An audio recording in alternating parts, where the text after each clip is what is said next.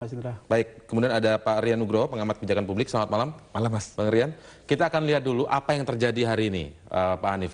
Seperti yang dilakukan Pak Hanif hari ini, kita akan saksikan bersama bahwa Menteri Tenaga Kerja hari ini melakukan sidak begitu ke sebuah tempat perusahaan pengerah tenaga kerja Indonesia swasta, begitu ya Pak Hanif ya. Ini bagaimana sih ceritanya awalnya kemudian sampai harus naik pagar? Ya, pertama begini dulu. Saya ini mendapatkan informasi dari masyarakat ya, banyak pihak. Ada ribuan SMS masuk ke saya yang mereka ini minta saya melakukan ini, melakukan itu, mengecek ini, mengecek itu. Nah, saya coba aja secara acak. Saya kan tidak kenal nih dengan mereka-mereka yang mengirimkan SMS ke saya. Saya coba secara acak. Terus kemudian saya temukan salah satunya tempat ini. Terus kemudian langsung saya sidak. Nah, terpaksa memang tadi saya loncat pagar karena saya sudah minta izin untuk dibuka. Kita sudah ketok pagar, kita sudah minta izin untuk dibukakan dan orangnya ada di situ karena ada orang di dalam. Waktu kita setengah naik itu kan kelihatan.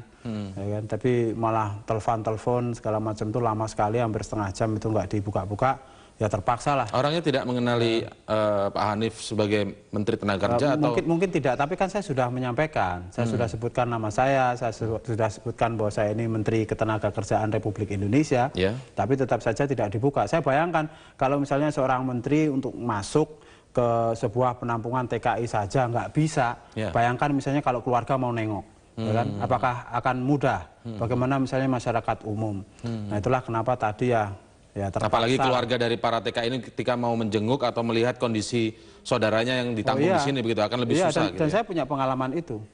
Ada saudara saya dulu pernah ditampung begitu juga dan saya pernah menengoknya, itu sangat sulit masuk gitu, sangat sulit begitu. Itu kenapa bikin saya jadi agak gemes juga gitu kan, terpaksa harus loncat pagar. Tapi ini bukan aksi misalnya hanya sekedar aksi. Buat saya belusukan ataupun sidak semacam ini penting sebenarnya untuk mengecek keadaan di lapangan. Karena selama ini kan kita ini mendapati banyak laporan, ya kan, laporan-laporan yang dibuat misalnya oleh birokrasi pemerintahan.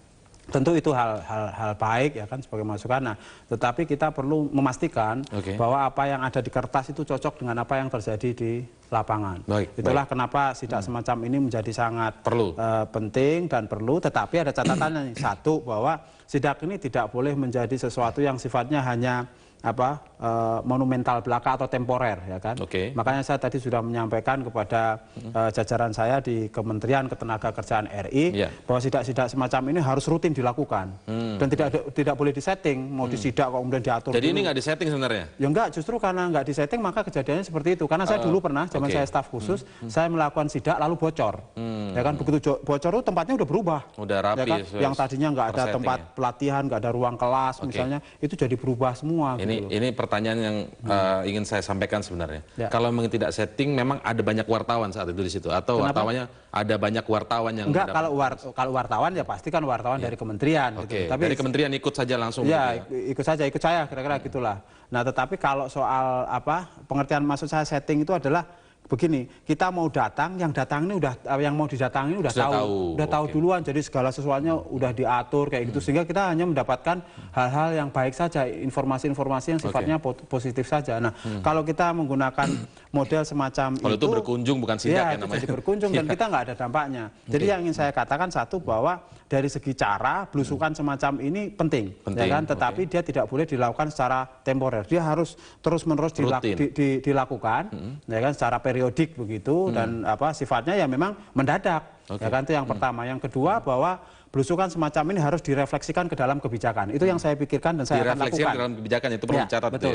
Ya, jadi misalnya dari hasil sidak seperti ini, lalu output terhadap kebijakannya nanti seperti apa. Nah, ini saya sudah pikirkan. Nah, sementara untuk yang hari ini, apa hasil yang telah ditemukan dari sidak dengan lompat pagar ini? Nanti kita akan membahasnya lebih lanjut, Pak Hanif.